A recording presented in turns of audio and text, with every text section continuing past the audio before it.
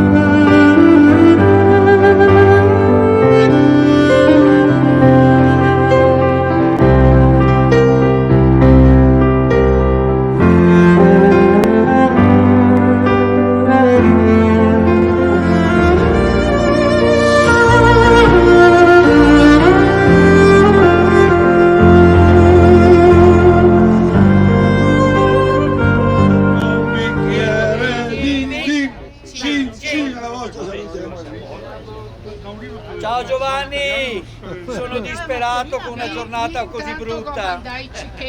Comunque le contavo un segreto. Senti, una che domanda. Sentite bella, senti. Ti vedi a destra qua che sei dei paletti, ti vedi che sei dei paletti qua, Allora, ero sposino, donne, ascolta bene questa, eravamo sposini. È così che, vedi questo canaletto, arriva fino alle spiagge dell'A, no?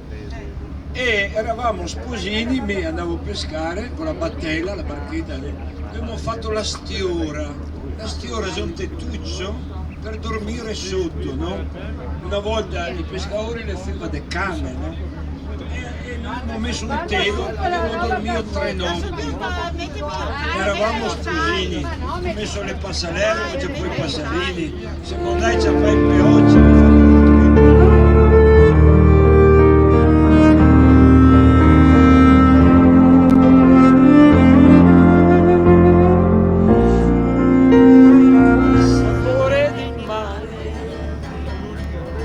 Sulla pelle che hai sulle labbra quando esci dall'acqua e ti viene lasciate lontano da noi, dove il mondo è diverso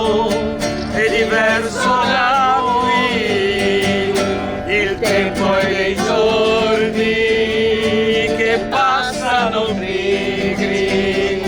e lasciano in bocca il gusto del sale, ti butti nell'acqua e rimango a guardare, e rimango da solo nella sabbia e nel sole, poi torni vicino e ti lasci cadere così nella sabbia e tra le mie braccia, e mentre ti bacio sapore di sale, sapore di mare, sapore di te,